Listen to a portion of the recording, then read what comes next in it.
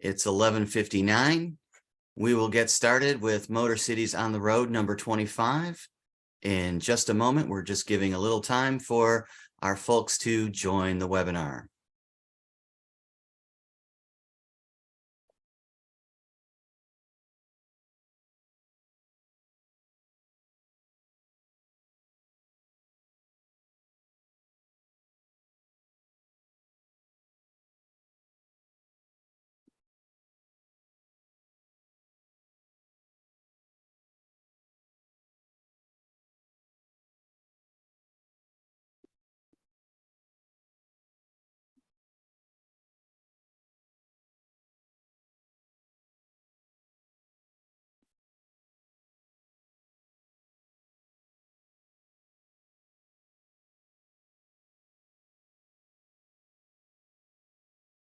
Good afternoon, everyone. My name is Bob Sadler. I am Director of Communications and Engagement for MotorCities National Heritage Area, and it's my pleasure to welcome you to MotorCities on the Road. This is edition number 25. We're going to be talking today about women in automotive design.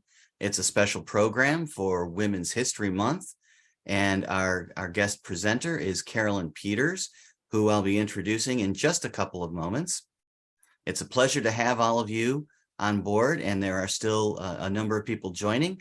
So we're going to get started first with a little bit about MotorCities National Heritage Area for those people that are new to us and joining us for the first time today. We first will acknowledge our 2023 sponsors, which are the UAW International Union and Don Nicholson Enterprises. Let's talk a little bit about MotorCities National Heritage Area.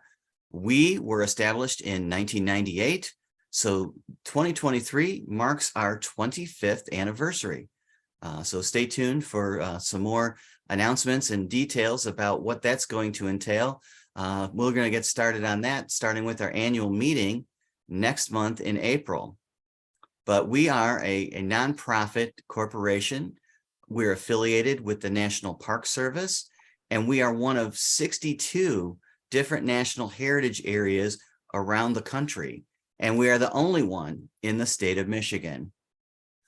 And all national heritage areas are created by acts of Congress, and we were signed by President Bill Clinton on November 6th of 1998.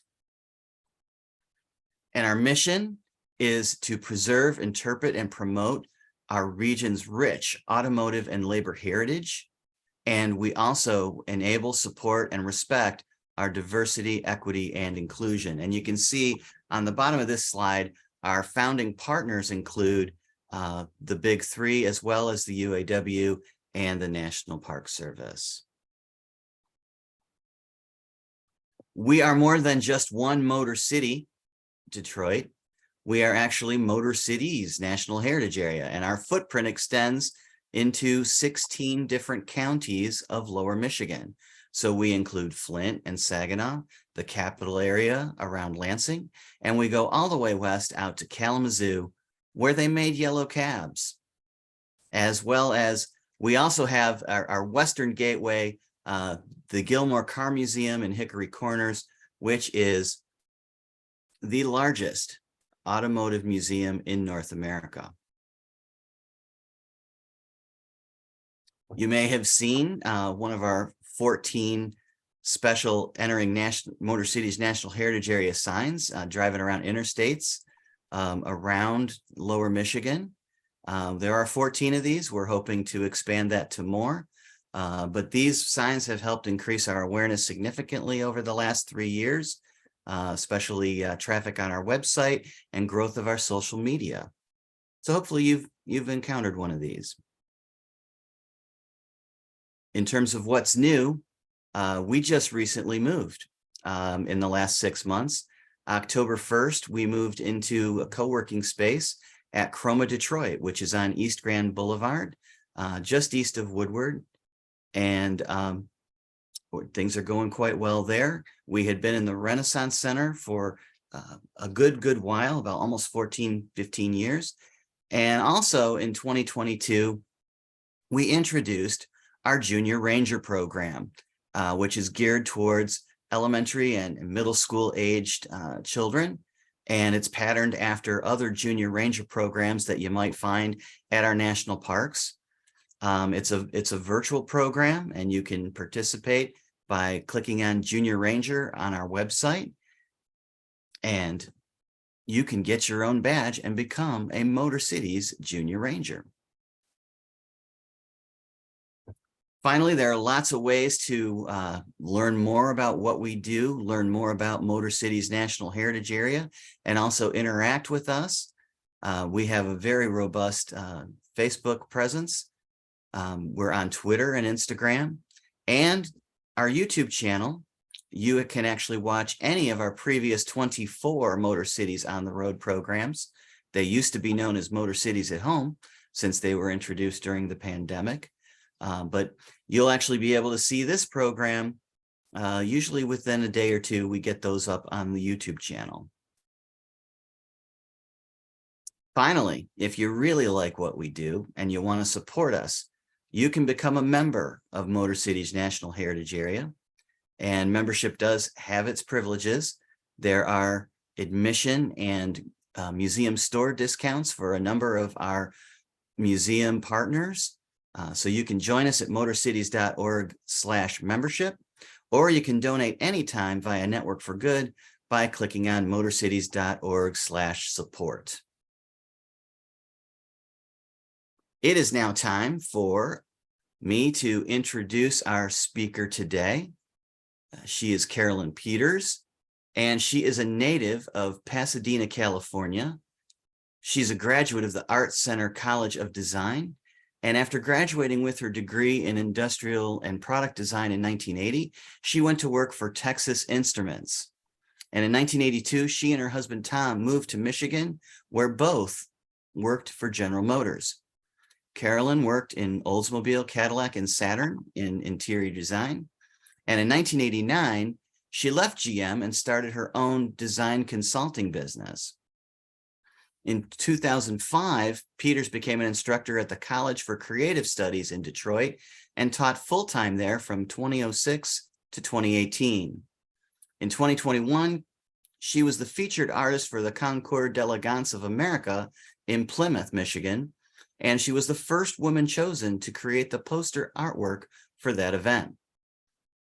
Finally, she has 3 children and enjoys cruising in her 1969 Dodge Super Bee, as well as a 1969 Chevy Corvette.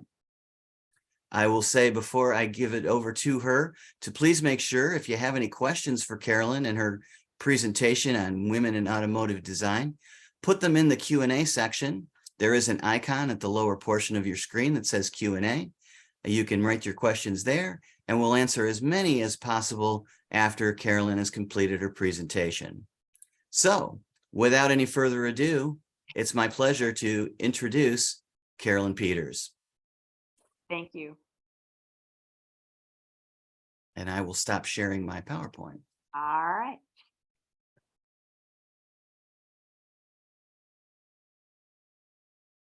All right. Good morning, everyone. It's wonderful to be here. I want to thank MotorCities for inviting me to give you a little bit of fun and games for this beautiful Wednesday, which is actually a little cloudy and getting ready to rain. As they mentioned, my name is Carolyn Peters. I'm an associate professor in the transportation department at the College for Creative Studies here in Detroit.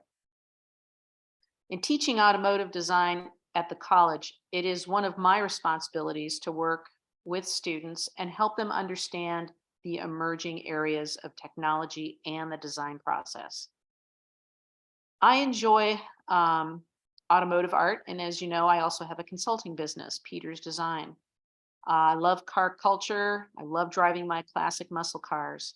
So sit back and relax while I take you on my wild ride. When asked to create this presentation, I decided to make this a fun experience that will be both memorable and enlightening with my perspective of women in automotive design. The history lesson is brief because I will focus on the history being made today. Autonomous vehicles, electric cars, and flying cars are not necessarily a new idea. In the earliest days of the automobile or horseless carriage, instruments to aid driving were non existent. In fact, steering and accelerating and braking were probably the most important features. With little in the way of comfort and safety until the 1920s, even speedometers were not standard. This was a social experience at its best.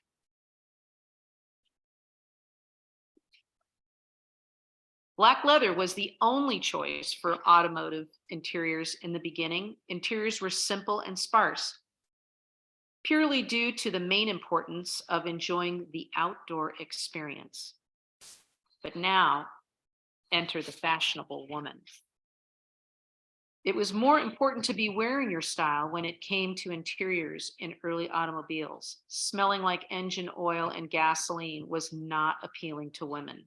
So the push to enclose the auto interior was next. Next time you flick on your wipers, thank Mary Anderson, who was granted a patent for the windshield wiper in 1903. Like what we use today, the first windshield wiper was a swinging arm with a rubber blade that could be operated manually by a lever inside the car. She tried to sell the rights in 1905, but was rejected by a firm that claimed it was not of such commercial use as would warrant the undertaking of its sale. They likely regretted that decision when windshield wipers became standard in 1916. Turn signals and brake lights are standard on all automobiles manufactured today. In fact, it's hard to imagine cars without them. The inventor of the earliest version of both was Florence Lawrence. She was the highest paid film actress of its time, and she soon decided to set out improving vehicles that she loved. By 1914, she had invented the first turn signal. It was called an auto signaling arm, and it was attached to the car's back fender. When a driver pressed the correct button, an arm electrically raised or lowered with a sign attached indicating the direction of the intended turn. By the time the first electric turn signals became standard equipment on Buicks in 1939, Lawrence's contributions were long forgotten. As women transitioned from passengers to drivers in 1941, the addition of no more clutch was featured, and that targeted women entering the workforce, shopping, and the independence of driving created a newfound sense of freedom. In 1941, Helen Rother became the first female automotive designer. A French jewelry designer, she was hired by General Motors to fashion elegant interior designs. She spent 4 years with GM before moving on to Nash Kelvinator, part of present-day Chrysler's Stellantis, working on most of the automaker's cars from 1948 to 1956. Her designs were promoted as irresistible glamour on wheels. Created for consumers with discriminating taste, in 1951, she became the first woman to address the Society of Automotive Engineers and was awarded the Jackson Medal for excellence in design. Ads in the 1940s and 50s often promoted the general style and comfort of the car interior in gender-neutral terms, but when they advertised the fashionableness of specific colors and fabrics, they addressed women alone. When General Motors launched a marketing campaign to target women in the late 1950s, it commissioned a series of femme show cars from its few women designers. As styling and beauty became a means of competition in the automotive market, it became difficult to maintain the notion that women alone were concerned with aesthetics. Men liked style, beauty, and comfort too. Judging from auto ads, it was assumed that women preferred and demanded more of these characteristics. And now we're going to time warp a little.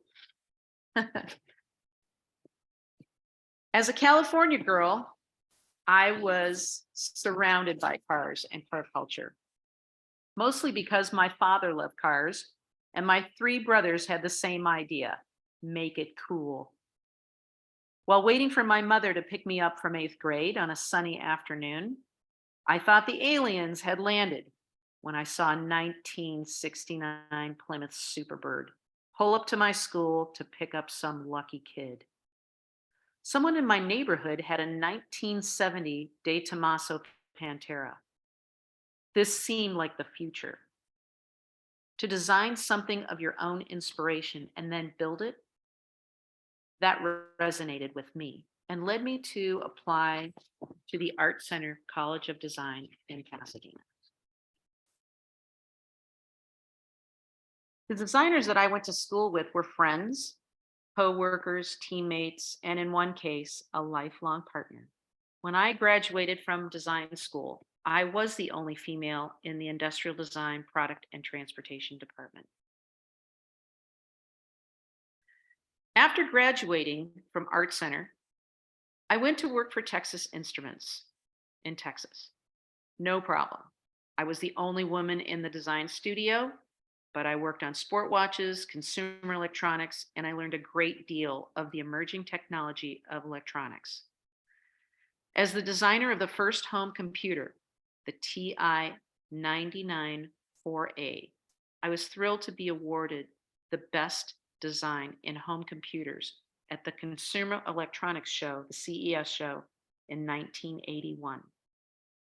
In 1982, General Motors offered me a position for the second time, and I moved to Michigan, working at the GM Design Tech Center in Warren. When I arrived at General Motors, there were only 1 or 2 women in each studio.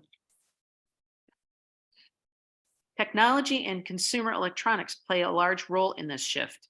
In 1983, Motorola released its first commercial mobile phone, known as the Motorola Dynatac 8000X. The handset offered 30 minutes of talk time, 6 hours of standby, and could store a whopping 30 phone numbers. It also cost $399. After working in consumer electronics for 2 years at Texas Instruments, I was full of ideas on how this would influence automotive interiors. As a young designer in the Cadillac interior studio, I was lead interior designer for a concept pace car for the Michigan 500. The task was to include as much new technology in this dual cowl pace car as possible. Trackside info, heads-up displays, a cellular phone embedded in the center console, TV monitors for both driver and occupants, and the asymmetrical steering wheel, well, it was packed with new tech as well. I was also tasked with designing all the instrumentation, racing jackets, and helmets for this vehicle.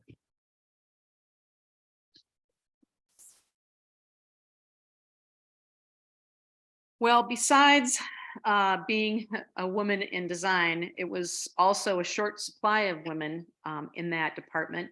So each studio vied for an opportunity to have one of the few women designers in a studio. So once this vehicle was completed, I was moved to the new Saturn studio. The Cadillac pace car now resides in the General Motors Heritage Center in Warren, Michigan. Once again, technology was a key part of the concept work. In the Saturn studio, I helped to create a new concept for modular instrumentation. It was upgradable and customizable. It was built into a running prototype and then tested. Many aspects of this vehicle included new technology. As a concept, I tried to focus on pushing technology because we are working 3 years in advance of production. It is design reach that we strive for as designers. I left General Motors in 1988 to start a family with my husband, Tom, who is also a designer at GM. I started a consulting business and I worked for Larry Shinoda, Milliken Fabrics, and many others. After many years of consulting, I was asked to become a professor at the College for Creative Studies. As a member of the transportation department, I was tasked with putting vehicle interiors on the radar. And in 2 years, CCS, with many talented faculty and students, had numerous awards for interior design. And we were now on the global design map for interiors. As a designer, artist, car enthusiast, futurist, professor, wife, and mother, I spin a lot of plates. And I have been a designer for over 43 years.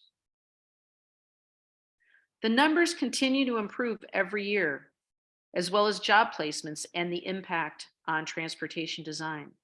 The young women in design are driven in the automotive design arena, just as the young men. It is a very challenging field for anyone because they compete globally for a few select positions in transportation design. I am not an automotive historian. I'm concerned that I may forget someone who made an impact as a woman in design. Already several books exist that have tried to do this, and invariably someone is missed. I do know this, that as one of the many that have influenced automotive design, I look to the history that is being made every day. It is the reason I mentor many young ladies and young men at the College for Creative Studies. It takes a special person to become a designer, man or woman, and even more specialized to enter the automotive design world. It is extremely competitive. It requires a thick skin.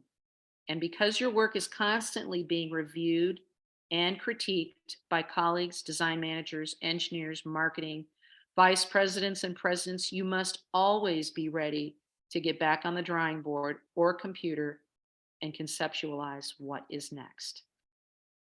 As a designer, I also find automotive art a great passion. In 2021, I was chosen to be the featured artist and the first woman to create the poster art for the Concours d'Elegance at the Inn at St. John's in the 43-year history of Concours. As a design consultant, I spend a great deal of time with vendors, suppliers, and design firms. Color and materials, design trends, and manufacturing are all a part of this. I also have a Dodge Super Bee, 1969 446 pack. I learned how to drive a manual transmission as a young 15-year-old in California and have been driving them ever since. I have spent time at car shows as a judge, and in this way, I have the opportunity to mentor and encourage the next generations of automotive designers and enthusiasts. I have a 1969 Corvette Stingray and have had the opportunity to show this vehicle at General Motors because of my history and because of my husband, who has been responsible for the last 3 generations of Corvette. And many of my students at CCS will recall a freshman project that involved disassembling my vintage mini bike and then rendering all the parts in an exploded view rendering. It is the wild variety of experiences that I focus on when teaching students. The importance of new technology, but also how things work. Design can begin with understanding how things work, and innovation and inspiration follow. However, sometimes these things happen in a different order, and that is how designers have a reputation of defying the laws of physics. Students often ask me what I think of electric vehicles and autonomous vehicles. I believe that we will benefit from these vehicles in the future, and just like the carpool lanes and bicycle lanes and diamond lanes, there will probably be a lane for people who still enjoy driving their cars, who love the sound of the engine, not Spotify, and the simplicity of shifting through the gears and turning on the lights when the day becomes night. Thank you very much. Okay, well, thank you, Carolyn, for sharing that presentation. We do have a couple questions and comments that have come in. I would urge anyone who wants to ask a question to definitely type that in using the Q&A function located at the bottom of your screen. We have one from someone I think you know, and Adrian Peters says, "So proud of you, Mom." Thank you. Yeah, my daughter, well, all of my kids are really involved with, have been involved with cars all their lives. We've dragged them to many car shows, concourses, the Woodward Dream Cruise. They've all been there. I would say probably our daughter Adrian is the greatest of our three in terms of being a car nut. Um, she is quite a source of inspiration. She is the real deal, and I think she would attribute a lot of that to both of us because it's in her DNA. Outstanding. Well, there's a couple questions that I have. I'm going to get to one that came in, but again, people use the Q&A function, and we will get to as many questions as we can over the course of the rest of the time that we have. It seems to me from the very beginning, when women got started in automotive design, that they were working in interiors. And you mentioned that you got your start in interiors, and is that something that has continued, or have opportunities for women continued to expand beyond designing car interiors? Oh, I would have to say no. I think there are probably as many women in exterior as there are in interiors. I know one of my former students who works for General Motors, one of them, she's in an exterior studio, and extremely talented, Darby Barber. You'll see her. She does drifting. She races a car at Waterford Hills. She's a very talented young lady, and I think there's a long list. Like I said, if I tried to list them all, I'd invariably forget someone. But I would say, yeah, there are a lot of women in exterior. I think when I started at General Motors, the one woman who was an exterior design, Carol Pirelli, a very talented young lady, or, she was a little bit older than I was, but she was the one exterior designer when I started at GM. And then when I was at GM, I think there were three other women that were in the interior studios. But I think today it's a much different outlook. And I think all the car companies are probably that way. Okay. Mhm. We have a comment and a question from Mary Colleen. Okay. She says, "First, terrific presentation." And she also said, "Do your students look back to the 1930s for inspiration?" And she mentions as an example the 1936 and 1937 chords. Oh, yeah. Thank you, Mary, for that question. I would say when I teach automotive design, and really one of the things that we focus on isn't just looking at history, but looking at other things for inspiration. So, typically I tell students don't always use a vehicle for inspiration because whatever you're looking at was done at least 3 years ago, right? So it's not that we don't look back on history, but I try to get students to look at nature, to look at architecture, to look at buildings. There's so many different other areas that students go after when they are seeking inspiration. And so, you can see that a lot of times what we're trying to do is incorporate technology or safety in many cases. And so, how do you design safety into a vehicle? How do you design technology into a vehicle? Those are really the biggest challenges, I think. Even when we're tasked with designing autonomous vehicles, it isn't just about a car that drives itself. It's like, what does that vehicle do for you, right? It could be a delivery system. It could be a marketing system. It could be, I think a lot of students always jump because I think this is what's near and dear to their heart. What happens when you've had too much to drink and you can't drive your car? Well, the car drives you home, right? So, I mean, we've come up with lots and lots of different scenarios, but I think that's the big challenge is always not just asking, what does it do, is what does it do for you? I see. Now, someone asked, as a designer today, what do you think is the strongest characteristic to have? You mentioned thick skin. So this person's asking, what's the next most important characteristic? Uh, I would say probably vision. I think that when I tell students vision or reach, reach means not just thinking about when you design something like, yeah, that looks great today. But vision and reach are something that are beyond that. So if a student has a great design, but it to me doesn't maybe look quite new enough, I'll say, okay, look, let's just say you're working for your dream company. They say, we're big in that car, you're the designer. But if you're going to get that car into design, you've got to design the next one. And that sometimes gets them thinking, like, okay, it's a good design, check that box. But what's next? Because what's next is what you have to always be thinking of. You've always got to be thinking of what happens in the future. Okay. So, from a cultural standpoint, I mean, obviously there are more women working in automotive design today than there were when you got started. But from a cultural day-to-day working environment standpoint, what kinds of challenges still exist for women in the field today?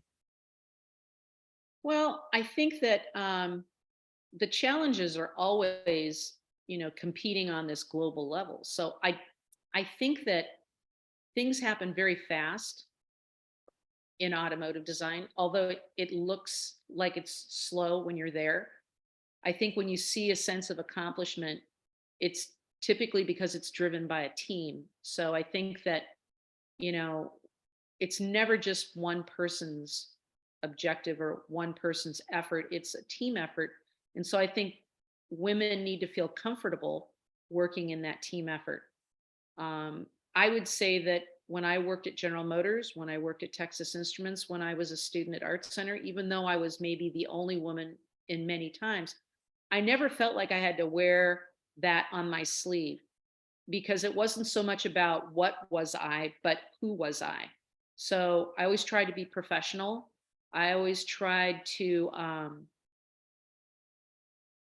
understand when I was criticized that it wasn't a personal attack. I never tried to feel like because I was a woman that someone would say like, "Oh, I don't like that idea." Well, that's because I'm a woman. I never felt that way. I always felt like if I had a design that didn't measure up, it meant I needed to try harder, right? When I was at Art Center, I think the same thing happened. When I was the only person in my transportation class, my instructor said, "Well, you're doing pretty good for a woman, but as far as the class, you're doing about average." And I said, "Well, average isn't good enough."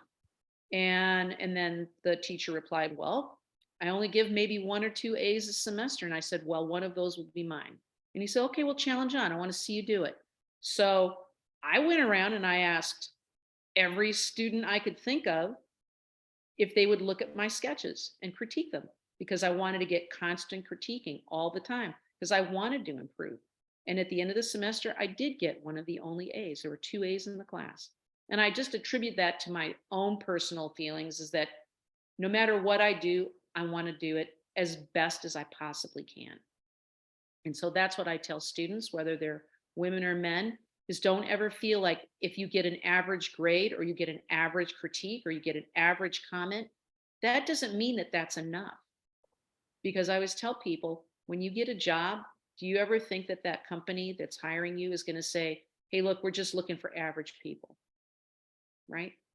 They're looking for the best.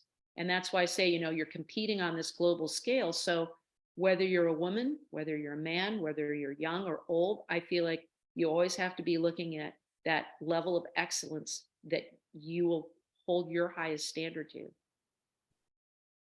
Okay.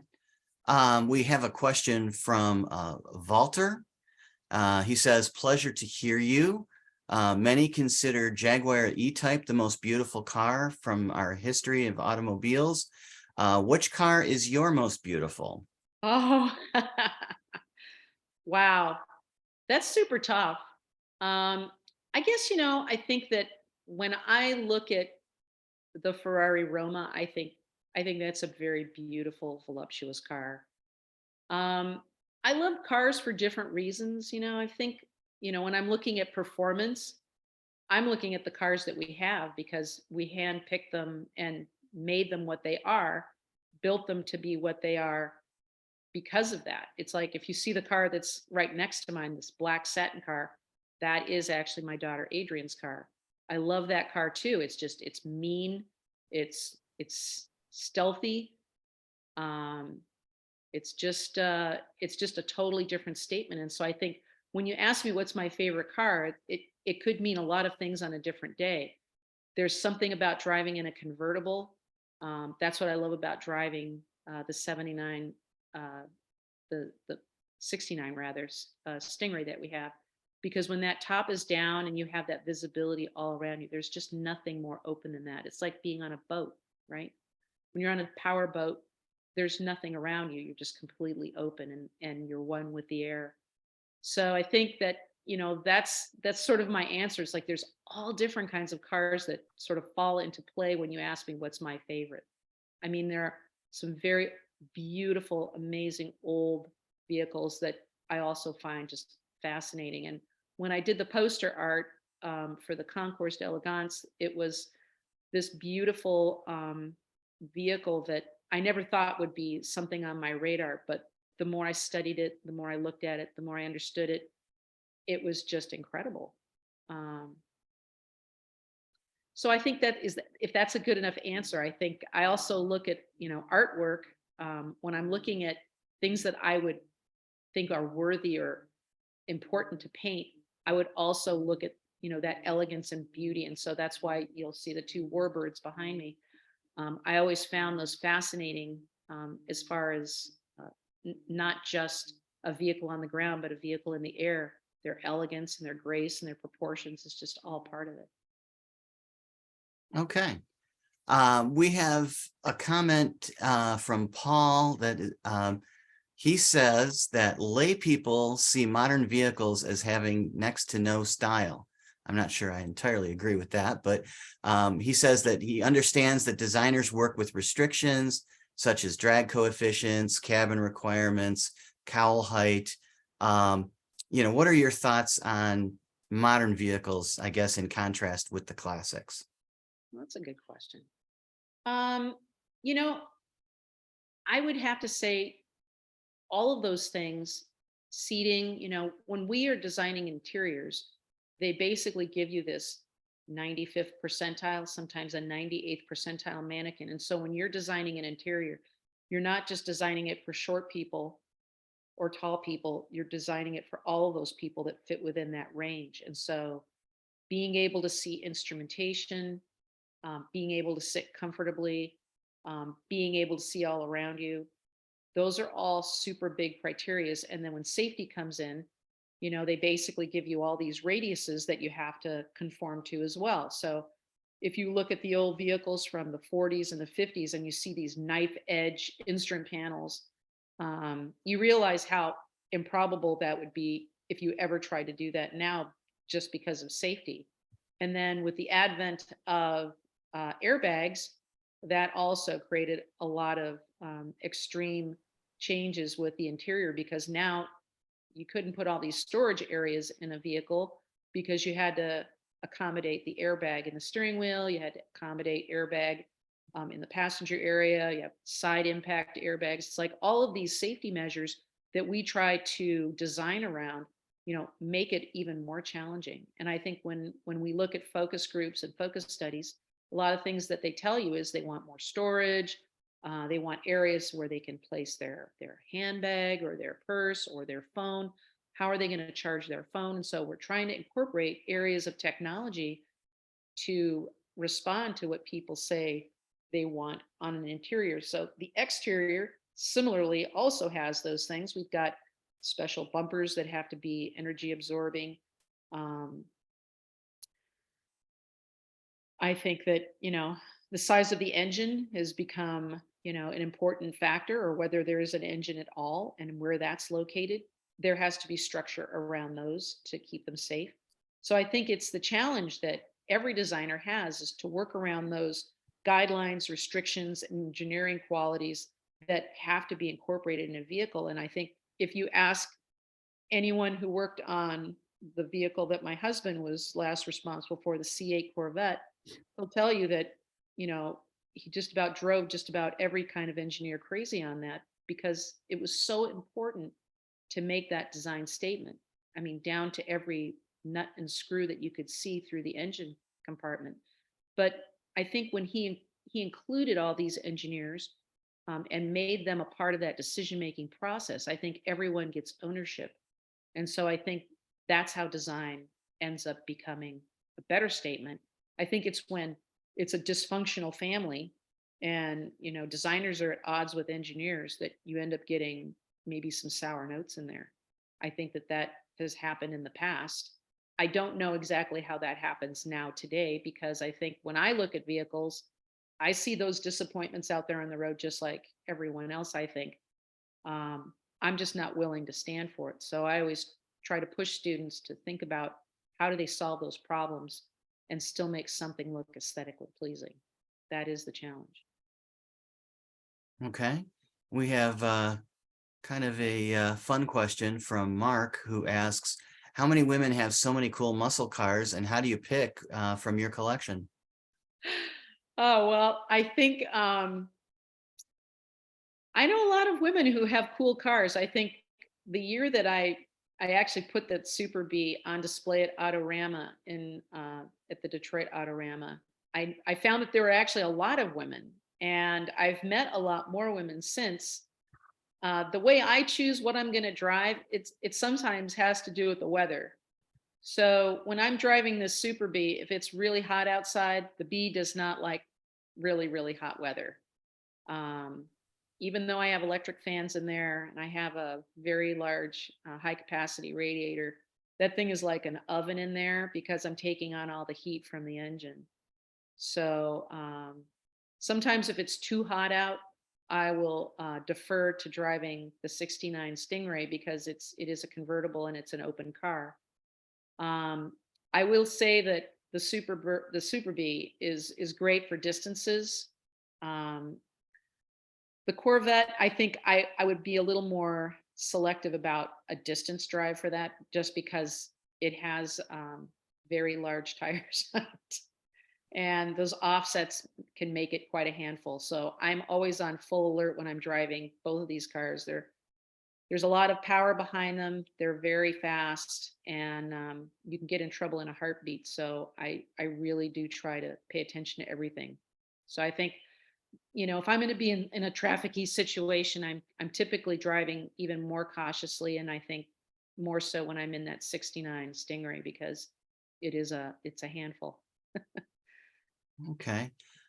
Clifford says he really enjoyed your presentation and especially the comments regarding average versus excelling.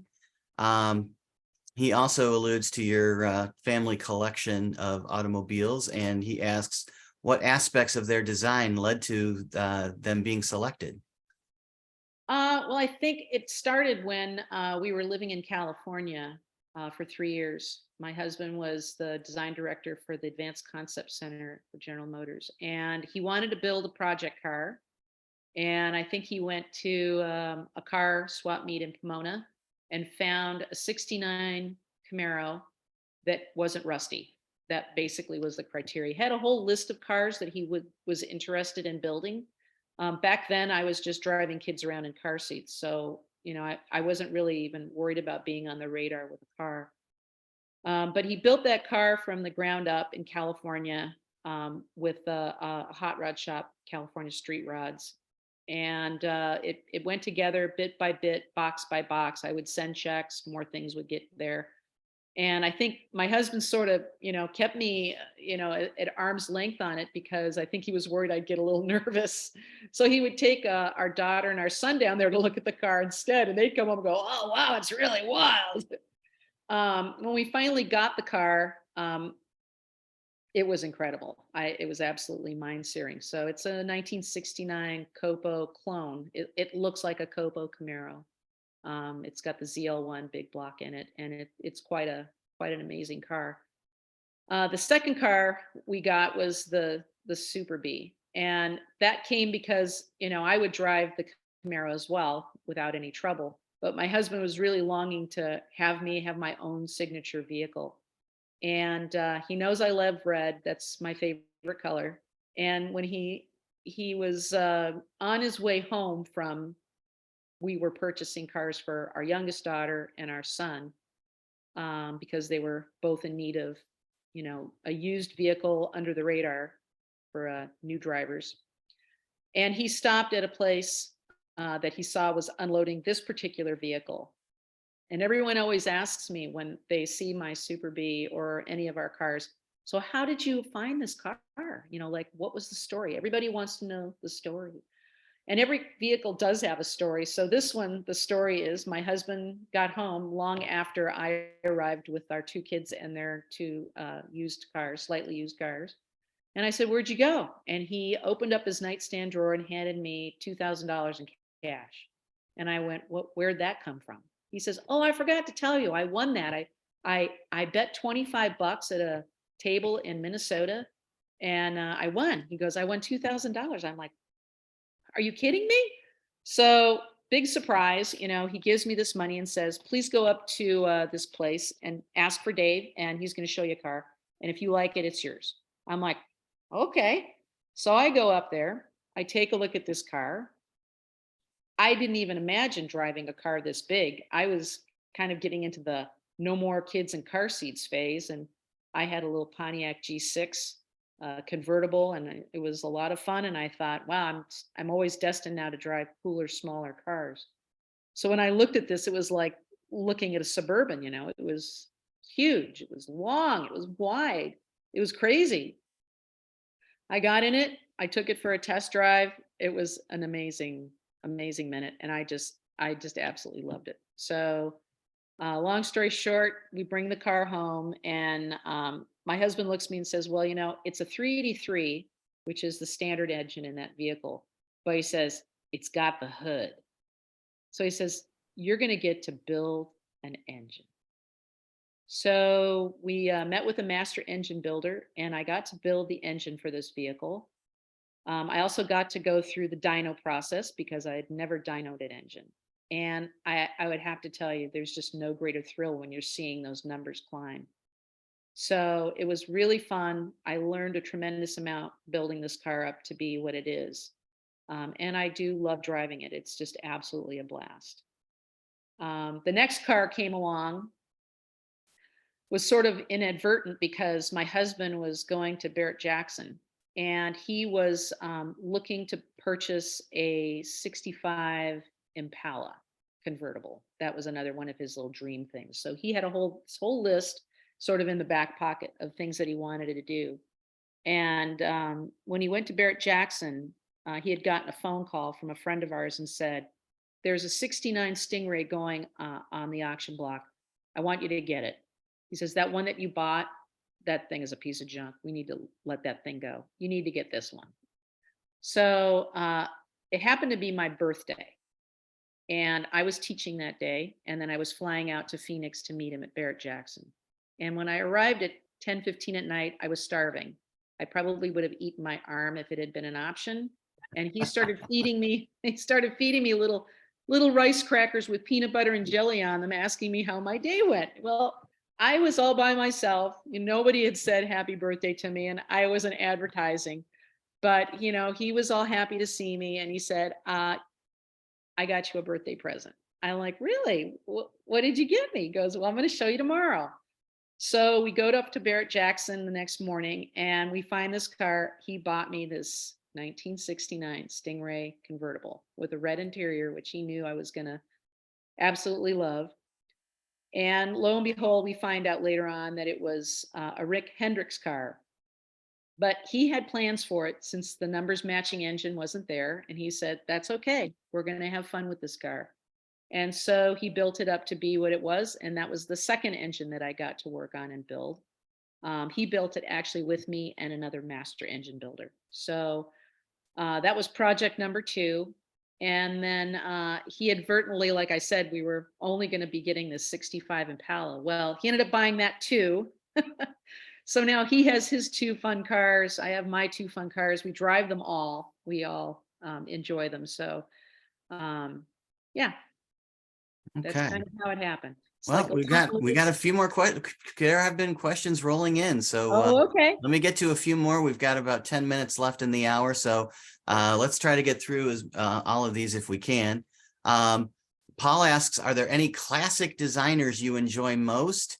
And have you been to the designer exhibitions at the Royal Oak Historical Society? Um, yes, there are some design figures that I really appreciate. Um, no, I haven't been to the Royal Oak Historical Society's display, and I'm going to have to check that out. I would say one of my, there are a lot of favorite designers. I think when I think of automotive design, the way we sort of found out about automotive designers was when I was in school. There was a quarterly magazine called Car Styling. And in Car Styling, what did they have? Automotive design, right? So the first designers that I really it just absolutely blew my mind because you would see their design and artwork since there was no digital media at the time. Everything was done manually. Um, I would say Kip Wasenko, John Manugian, um, Tomatano. I think, we would look at those as the new emerging design features of the day. And I think it was just really inspiring to see this work and just see, what was coming out of the design world. So I think, when someone asks me, those are usually the first names that I think of. Jerry Palmer was another one. Um, gosh, I would have to think a little bit more, but even Kuni Ito. I mean, we looked at a lot of the people that were designing, that were like our heroes. They were our design heroes.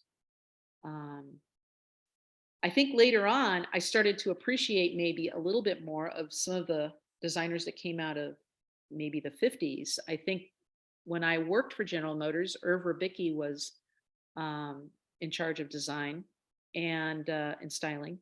And I didn't really think of him as much of a designer. I just thought sort of, he was this guy that would come in the studios, and I really knew nothing about his heritage or what he had contributed.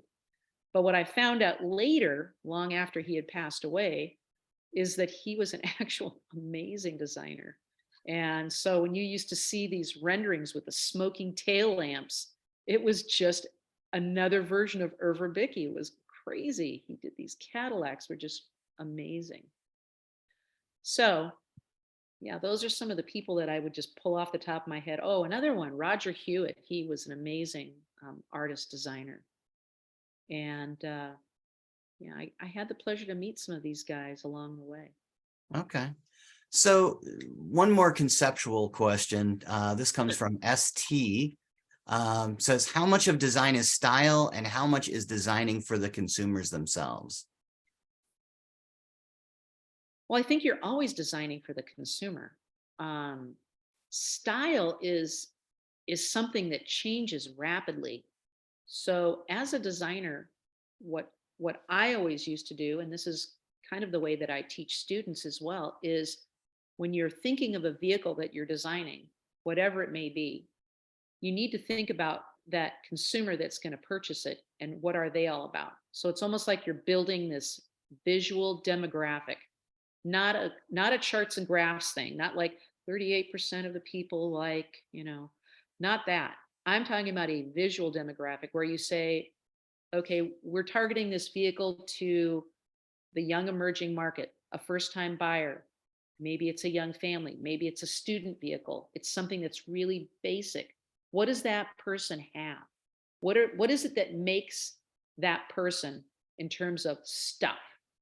What kind of cell phone do they have? Do they have an old phone, a flip phone, a new phone? Is technology important? Not important. Do they like food?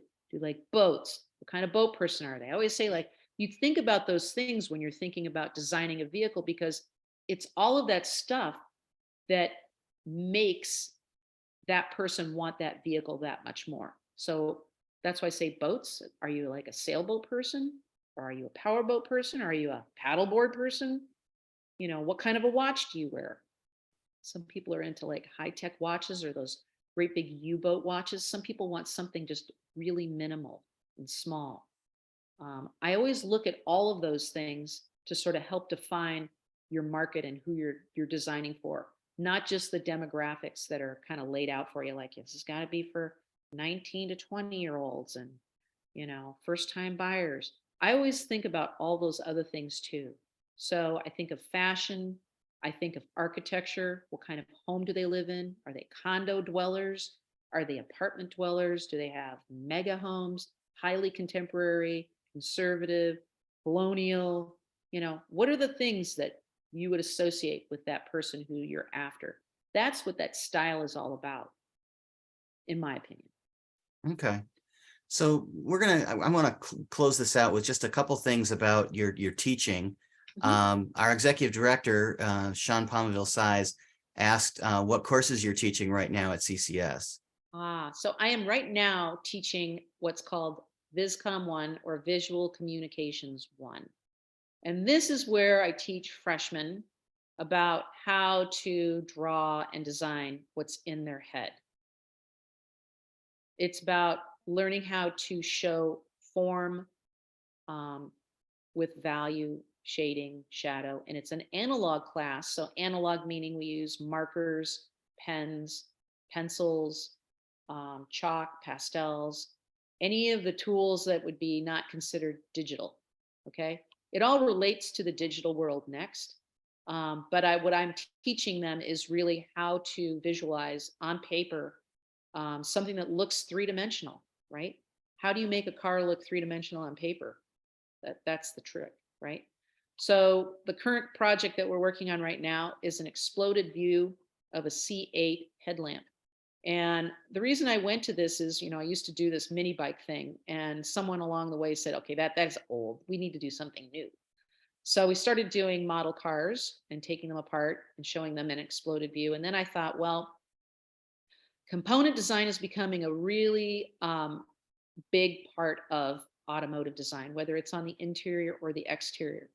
And I decided to take a C8 headlamp because I know how complex it is from seeing it apart. So we did just that. We took a complete headlamp apart for a C8, and it's hard to believe how much stuff is in there. There's 2 large heat sinks. There are at least 3 computer boards that I can see. There's numerous light pipes. There's a crystal quartz lens that weighs probably a couple of pounds. And all of the technology that is involved in that headlamp is huge. And I don't think the students could really appreciate it till we rip that thing apart. So now they're working on their exploded view. When I go into school tomorrow, they'll have their line drawings due, and then we'll start rendering it in class. Okay, so I got one more question that I wanted to close with, and that is, what advice do you give to designers, male or female, entering the field today? Well, I always try to tell students, you have to be true to yourself. Um, when you're a designer, it's all about the passion that you feel for whatever it is that you're designing, whether it's emergency brake pedals or accelerator pedals or brake pedals, a steering wheel, a doorknob, a headlamp, or a whole entire vehicle concept. It's like you've got to drive that passion. You've got to show, where that reach is for whatever it is that you're doing. That is how you strive to be excellent. And I always tell people, if you think you're working hard, you have to stretch a little bit more. You have to reach a little bit more. That's the goal. The goal is never to just sit back and say, like, okay, got that done. It's always like, what's next? What's next? What's next? I think that's what I'm always looking for is a proactive person in design. I'm always saying, what is proactive? That's where if somebody says, I want 4 designs, give them 6. If they want 6 designs, give them 10. You always give more than what you're asked for. That's what a really truly excellent designer is. Nobody is expecting you to come in with just whatever they ask for. That just shows that you're willing to just answer the question. So whenever someone asks me a question, I typically give them a question that's like long, because I want to make sure I'm really fulfilling everything that they want to know. Okay. Well, thank you so much for sharing this hour with us, Carolyn. Very welcome. We've had a great time. We were inundated with questions and comments, and so I appreciate everyone who participated with us. And I will close it out by letting people know that next month we actually will not have a Motor Cities on the Road presentation, but for those who are members, and we will have our annual meeting, which is coming up on Tuesday, April the 18th. It's going to be up at GM Factory 1 up in Flint. And, those folks should have received an invitation. And then we'll be back later in the spring with some more presentations, both under our Lunch and Learn and our Motor Cities on the Road monikers. So stay with us and stay in touch. And thanks so much for being a part of our Women's History Month program, Women in Automotive Design, and we will see you soon. So thanks everyone for joining. And I will tell you, Carolyn, we maintained our audience the entire hour. We didn't have a bunch of people dropping off. So this was a great program. Thank you so much again. And we look forward to working with you again in the future. Sure. I really enjoyed doing it. Thank you so much. Thanks for the opportunity. It was a lot of fun. Thanks everyone for being a part of our Motor Cities on the Road today, and everyone go out there and make it a great rest of your Wednesday.